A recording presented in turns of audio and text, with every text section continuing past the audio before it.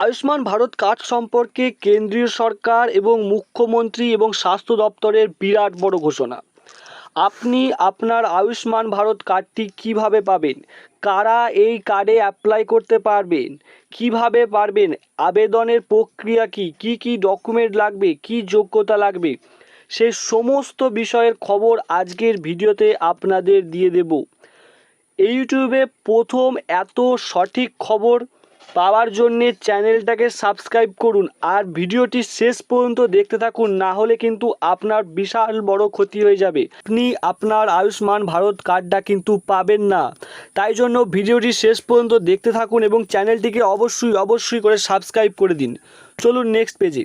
কারা এই আয়ুষ্মান ভারত কার্ডটি পাবে, এর জন্য কি ডকুমেন্ট লাগবে, কি যোগ্যতা লাগবে তা আপনাদের বলে রাখি। যাদের কাছে একটি স্বাস্থ্যসাথী কার্ড আছে এবং যাদের কাছে একটি রেশন কার্ড আছে তারা কিন্তু এই আয়ুষ্মান ভারত কার্ডটি পাওয়ার জন্য যোগ্য। তারা কিন্তু খুব সহজে বাড়িতে বসে আয়ুষ্মান ভারত কার্ডটা পেয়ে যাবে। এখন প্রশ্ন, কিভাবে পাবে, কি ডকুমেন্ট লাগবে, তো আপনাদের বলে রাখি, আপনাদেরকে আশাকর্মীর সাথে যোগাযোগ করতে হবে অথবা আশাকর্মী আপনার সাথেই যোগাযোগ করবে। কি হবে না, আশাকর্মী আপনার কাছে একটি ফর্ম নিয়ে আসবে। ফর্মটা ঠিক SIR এর মতো হবে, মানে আপনার নামে ফর্মটি কিন্তু বেরোবে প্রিন্ট আউট হয়ে। সেখানে আপনাকে কিছু এক্সট্রা ডিটেলস ফিল করতে হবে। তারপরে সেই ফর্মটা আশাকর্মী সিগনেচার করে আপনি কি যোগ্য না যোগ্য সেখানে টিক দিয়ে আশাকর্মী সেই ফর্মটা কিন্তু নিয়ে চলে যাবে। এখন প্রশ্ন, যাদের কাছে একটা স্বাস্থ্যসাথী কার্ড নেই বা যাদের কাছে রেশন কার্ডও নেই তারা কিভাবে অ্যাপ্লাই করবে? খুব সহজে তারাও অ্যাপ্লাই করতে পারবে, কোনো চিন্তার কারণ নেই। তাদের প্রথমে জনকল্যাণ শিবির থেকে অথবা BDO অফিস থেকে একটি ফর্ম নিয়ে আসতে হবে। সেই ফর্মটা ফিল আপ করে সেটা সেখানে জমা দিতে হবে, অর্থাৎ জনকল্যাণ শিবিরে অথবা BDO অফিসে সেটাকে জমা করতে হবে। জমা করার পর আপনিও আপনার ঘরে বসে 1 মাসের মধ্যে আয়ুষ্মান ভারত যে কার্ড সেটা পেয়ে যাবেন। তো এখন আসি, আপনার কাছে একটি স্বাস্থ্যসাথী কার্ডও আছে, আপনার কাছে একটি রেশন কার্ডও আছে, আপনার কাছে আশাকর্মী আসবে। আশাকর্মী আসার পর যে ফর্মটা আপনাকে দেবে সেটা আপনি কিভাবে ফিল আপ করবেন, আসুন কম্পিউটার স্ক্রিনে দেখে নিই কীভাবে আপনি ফর্মটা ফিল আপ করবেন। আমি আগেই বলেছিলাম, যাদের কাছে অলরেডি একটি স্বাস্থ্যসাথী কার্ড রয়েছে তাদেরকে নতুন করে ফর্ম ফিল আপ করতে হবে না। তাদের কাছে আশাকর্মীরা একটি ফর্ম নিয়ে আসবে, ঠিক যেমন SIR এর সময় BLOরা আমাদের বাড়িতে নিয়ে এসেছিলো। এই ফর্মটি আমাদের নামে অলরেডি বেরোবে, সেটি আমাদের কী করতে, ভেরিফাই করতে হবে।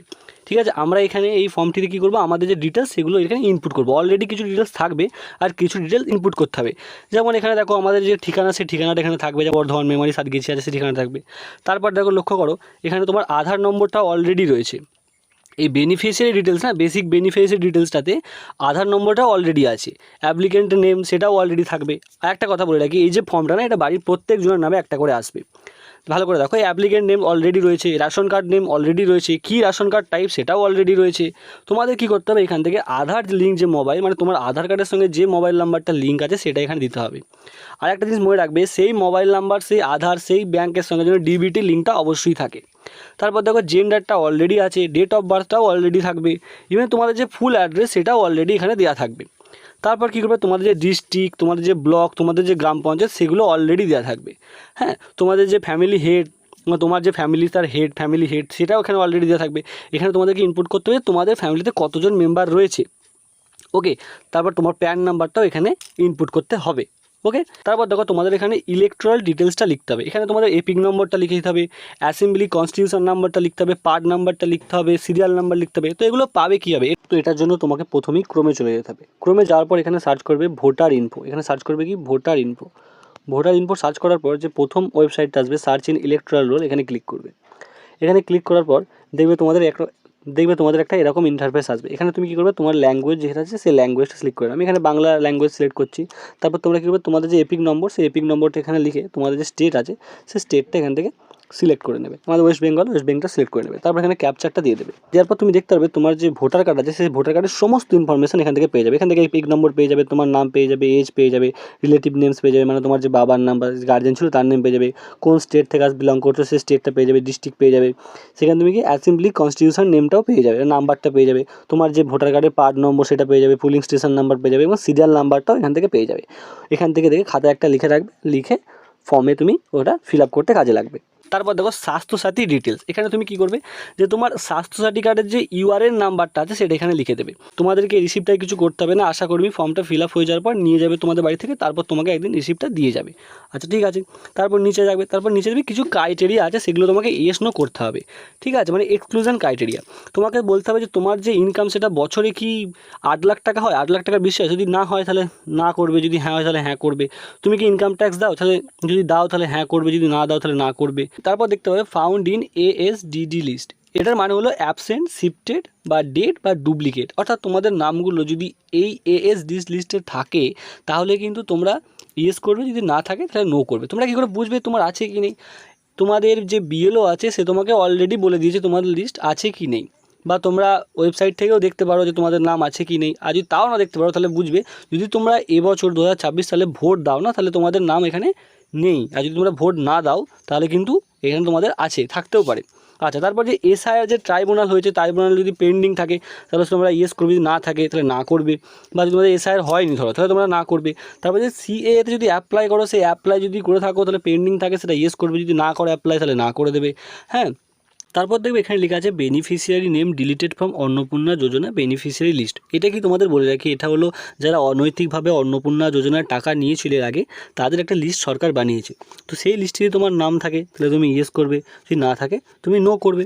তারপর দেখো লেখা আছে person not alive or permanently shifted. তো এটা বলে রাখি, ধরো যার নামে ফর্মটা অলরেডি বেরিয়ে গেছে, যেমন আমি বললাম অলরেডি তোমার নামে SIR এর মতো ফর্ম বেরোবে, তো সেই পার্সনটা যদি এখন বেঁচে না থাকে বা সেই পার্সনটা যদি এই অ্যাড্রেসে না থাকে তাহলে তুমি ইয়েস করবে, আর যদি না থাকে তাহলে নো করবে। তারপর দেখবে এখানে লেখা আছে declaration and consent of beneficiary. তো এখানে তুমি ডিক্লারেশন অপশানে ক্লিক করে দেবে, তারপর তুমি এখানে সিগনেচার অপশানে নিজের নামটা সই করে দেবে, আর যদি সই করতে না পারো তাহলে কী করবে না, আঙুলের ছাপ দিয়ে দেবে। তারপর দেখবে এখানে একটা জিনিস লেখা আছে FLW, এটার মানে হচ্ছে ফ্রন্ট লাইন ওয়ার্কার। এটা কি তোমাদের বলে রাখি, এটা হলো তোমাদের বাড়িতে যে আশাকর্মী, যে অঙ্গনারী ওয়ার্কার বা যে সমস্ত অঙ্গনারী হেল্পাররা যে ফর্মটা নিয়ে আসবে তারা তোমার কাছে ফর্মটা নিয়ে যাবে। তুমি এইটুকু অবধি ফিল আপ করে দেবে, এই যে ডিক্লারেশন অবধি ফিল আপ করে দিলে, সিগনেচার করে দিলে, তারপর ওরা এই ফর্মটা নিয়ে চলে যাবে। তারপর ওরা কী করবে, নিজের নামটা এখানে ওদের লিখে দেবে, তারপর ওরা কি আশাকর্মী না অঙ্গনারী কর্মী না তারা অঙ্গনারী ওয়ার্কার সেটা এখানে লিখবে। তারপর যে রেকমেন্ডেড বা নট রেকমেন্ডেড, এইখানেই হচ্ছে আসল ব্যাপার। তারা যে সার্ভে করলো, ফিল্ড সার্ভে করলো, তোমাদের বাড়ি গিয়ে দেখলো, তারা এখানে রেকমেন্ডেড করতে পারে, নট রেকমেন্ডেডও করতে পারে। তারা যদি রেকমেন্ডেড করে এই যে ফর্মটা উপরে পাঠায় তাহলে তোমাদের আয়ুষ্মান ভারত কার্ডটা আসবে, আর যদি নট রেকমেন্ডেড করে দেয় না তাহলে কিন্তু তোমাদের আয়ুষ্মান ভারত কার্ডটা আসবে না। আর তারপর যে অপশানটা আছে দেখবে এদিকে আছে ফর অফিস অনলি ইউজ, তবে এটা অফিসের কাজ, অফিসের লোকেরা করবে। আচ্ছা, ঠিক এইভাবেই তোমরা তোমাদের যে আয়ুষ্মান ভারতের যে ফর্মটা যেটা ভেরিফিকেশনের জন্য হবে সেটা তোমরা ফিল আপ করতে পারবে। আচ্ছা, এরকম ভিডিও চ্যানেলে আরও আসবে, এরকম ইনফরমেটিভ একদম সঠিক 100% সঠিক ভিডিও এরকম আসবে চ্যানেলে, তার জন্য চ্যানেলটা অবশ্যই করে সাবস্ক্রাইব করে দাও।